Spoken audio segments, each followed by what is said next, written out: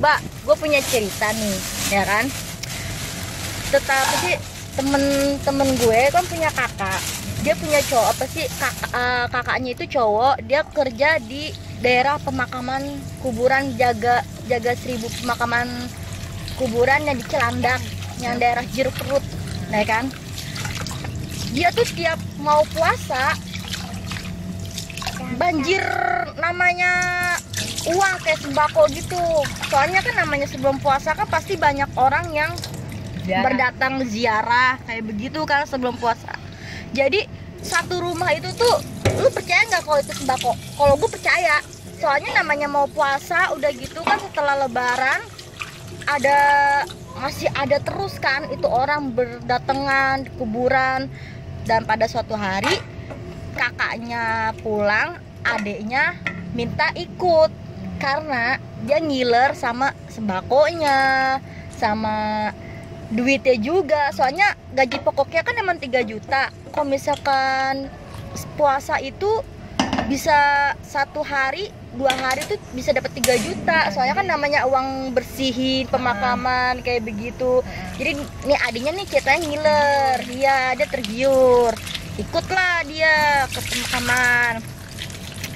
Baru dapat sehari 2 hari ditongolin sama kunti, sama kuntilanak di apa kayak di pohon beringin abis Isa. Pohon beringin itu tuh bener-bener goyang kenceng banget. Akhirnya dia nggak bisa melanjutkan, pulang. Sempet sakit seminggu. Dia langsung ngedrop. Soalnya apa?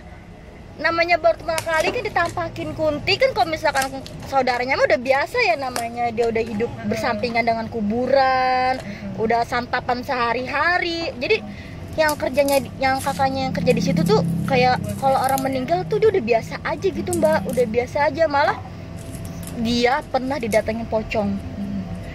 Pocongnya itu dia ngasih tali pocongnya ke ini yang tukang, yang saudara gue yang yang tukang kubur itu. Tali pocongnya dilemparin ke tempat ke orang yang orang pertama itu yang kerja di kuburan itu. Dia, bang, dikasih dilempar tali pocongnya. Itu pocong sendiri yang ngasih. Terus pas udah kayak gitu dia takut, dia kaget, dilempar lagi. Soalnya emang dipikirnya kan dia cuma kerja. Emang udah lama tuh orang kerja, udah dari abis lulus SMA sampai sekarang, sampai punya anak, emang udah lama itu kerja. Maksudnya dia emang udah berinteraksi udah nyaman lah sama kayak gitu-gitu, udah hal biasa. Cuman ini baru pertama kejadian dia dikasih tali pocong langsung sama pocongnya selama 3 kali. Pertama dia lagi duduk, didatengin langsung di depan di teras, dilempar lagi. Terus kedua dia ngikutin, dia lagi bikin kopi di dapur, dilempar lagi.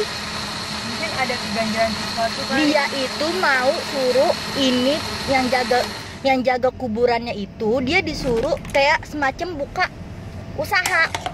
Usaha apa kek? Gitu katanya sih tali pocong ini mitosnya bisa melariskan usaha. Katanya justru warga-warga yang diceritain sama yang tukang gali kubur ini nih, cerita kalau misalkan dia dikasih tali pocong kuburan malah ngomong kayak gini, kenapa nggak diambil aja? Kata dia gitu kan, kenapa nggak diambil? Dia mikirnya apa, basic dia kan nggak dijualan, buat apa diambil? Misalkan saya jual ke kamu, yang ada saya juga dikejar-kejar, ditanyain tali pocongnya kemana, sedangkan saya masih kerja di sini, ya kan? Terus kataku gini, terus gimana tuh caranya untuk supaya kagak didatengin lagi sama pocongnya?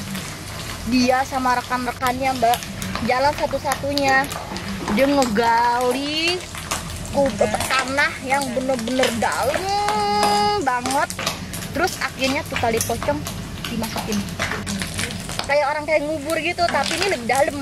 lebih dalam supaya itu talinya nggak keluar lagi, soalnya emang udah 3 kali dikasih tali pocong itu, kayak buat menandain tuh kalau lu tuh disuruh buka usaha aja pasti bakal laris.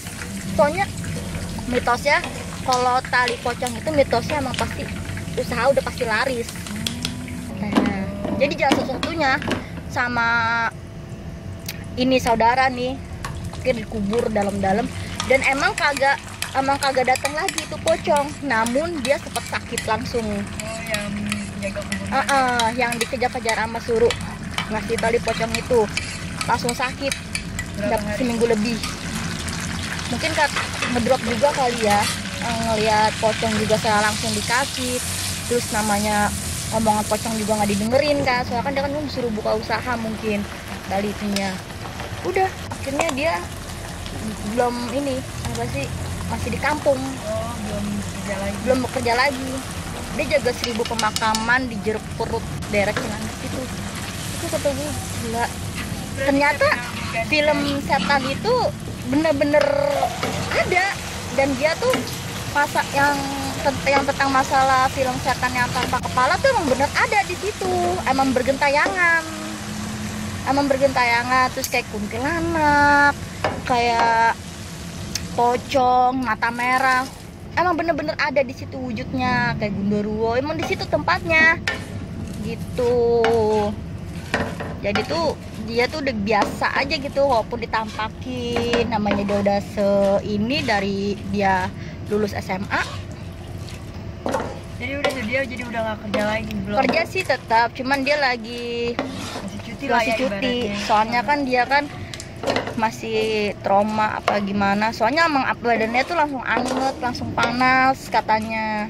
Jadi sampai saat ini belum masih di kampung dia. Cuman di sana karyawannya ada 3 sama dia. Satu orangnya dia diterima gaji pokok 3 juta. Cuman kalau puasa dia banjir sembako sama banjir duit. Oh begitu. Iya, ceritanya seperti itu.